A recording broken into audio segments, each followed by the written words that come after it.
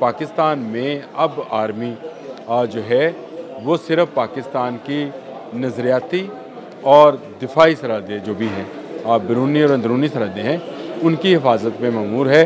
उसका कोई लेना देना नहीं है। पाकिस्तान में जो पॉलिटिकल वर्कशिप हो रही है, काम हो रहा है, उसके बारे में उनका कोई ख्याल, कोई अपना तसव्वुर नहीं है और उन्होंने बिल्कुल ख़ुद को सियासत से अलग कर लिया है। पार्लियामेंट जाने, वो पार्लियामेंट अपना काम करे, कानून साजी करे, अदलिया अपना काम करे। ख़त जो है ये लिखा गया या ना लिखा गया, लेकिन इसका शोर जानबूझकर मचाया गया था और इसका एक मकसद था और वो मकसद ये था कि किसी तरीके से ये साबित किया जाए कि पाकिस्तान आर्मी जो है वो सियासत में इन्वॉल्व है। ये सारे वो इशारे हैं और जो बताते हैं कि आने वाले 2-3 साल में पाकिस्तान की मईशत कुछ ज़्यादा ऊपर ना भी उठी, लेकिन इस काबिल ज़रूर हो जाएगी कि हम बहुत सारे कर्ज़ों से निजात हासिल कर लेंगे।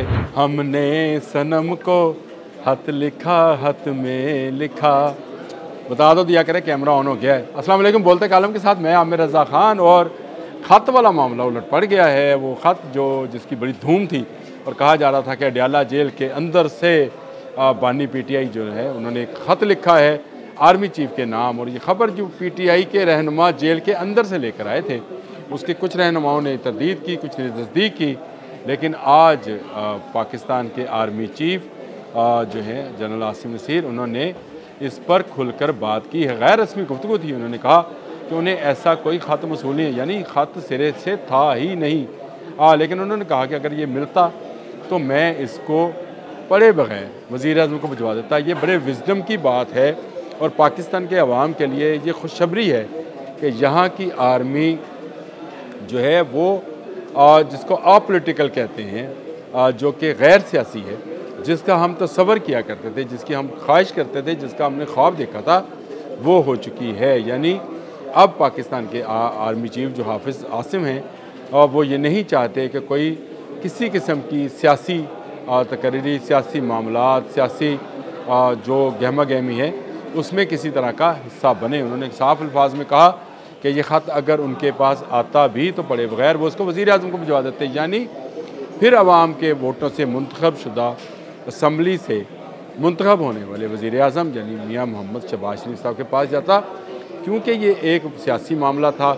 सियासी लीडर एक जमात के जो कि सज़ा याफ्ता हैं और इस वक्त अडयाला जेल में है, उन्होंने ख़त लिखा था, तो वापस ये वज़ीर-ए-आज़म के पास जाता ताकि अपोजिशन और हुकूमती जमातें बैठकर इस ख़त के मंदरजात या इसमें किए गए मुतालबात पर बात करते। ये वो चीज़ है जिसने मुझे मजबूर किया मैं कि आप लोगों से भी बात करूं कि पाकिस्तान में अब आर्मी जो है वो सिर्फ पाकिस्तान की नज़रियाती और दिफाई सरहदें जो भी हैं, बैरूनी और अंदरूनी सरहदें हैं, उनकी हिफाजत में मअमूर है।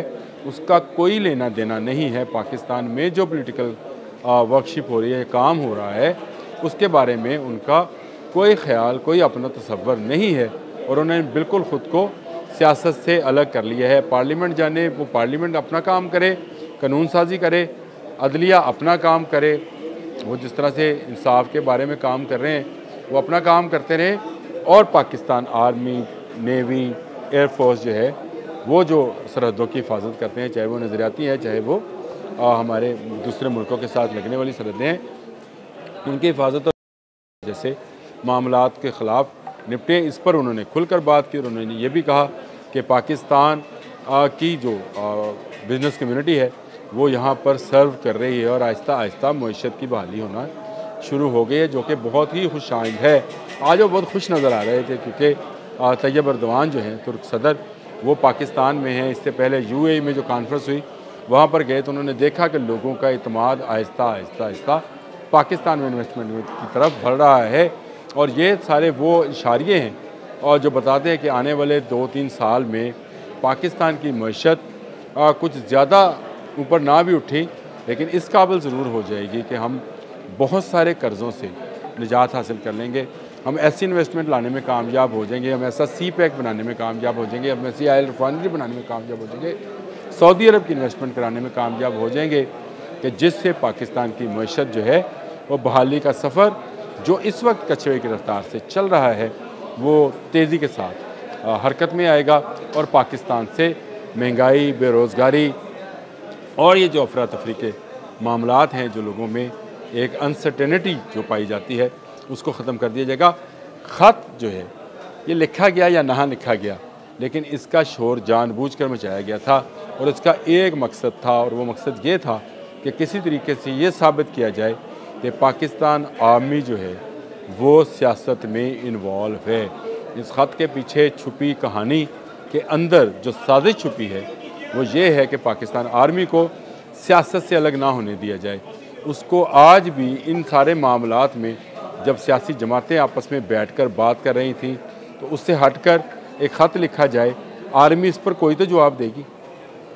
सच्ची बात है, अगर उसमें कुछ भी लिखा था तो आर्मी ने उसका जवाब तो देना था, लेकिन आर्मी की तरफ से जो जवाब आया उसका मतलब पता क्या है, साढ़े वाला जवाब ही, ख़त मिला ही नहीं, ख़त था ही नहीं। ख़त का जानबूझकर शोर मचाया गया, शोशा छोड़ा गया, और ये शोशा इसलिए छोड़ा गया ताकि पाकिस्तान आर्मी को बाद में बदनाम किया जा सके कि देखें जी पाकिस्तान की आर्मी जो है वो सियासत में मुदाखलत करती है। हालांकि पिछले जब से ये नई रजीम आई है, जब से हाफिज़ आसम आए हैं, तब से पाकिस्तान में आर्मी सियासत से बिल्कुल अलग हो गई है और उन्होंने तमाम सियासी मामला जो हैं वो पार्लियामेंट पर, पार्लियामेंट के मुंतखब करदा नुमाइंदों पर और वज़ीर आज़म जो है शहबाज शरीफ, उन पर इत्मीनान के साथ ख़त्म कर दिए हैं। और उन्होंने कहा कि आप दाखिली मामला देखें, आप सियासी मामला देखें, आप बैरूनी मामला देखें, हम पाकिस्तान की सरहदों की, फ़िज़िकल बाउंड्रीज़ की और पाकिस्तान की नज़रियाती आइडियालॉजिकल जो बाउंड्रीज़ हैं उसकी हिफाजत पर ममूर हैं और ये हिफाजत हम करते रहेंगे। आज ख़त का जो जवाब मिला है इसकी शायद तवक्को पाकिस्तान तहरीक इंसाफ के, क्या कहना चाहिए उनको, सज़ा याफ्ता जो हैं सरबराह इमरान खान, उनको नहीं थी। और आर्मी चीफ़ ने आज हमेशा हमेशा के लिए आर्मी को सियासत से अलग कर दिया और जिन लोगों का ये एजेंडा था उनके तबूत में आखिरी कील ठोक दिया। आज के लिए इतना ही। अल्लाह।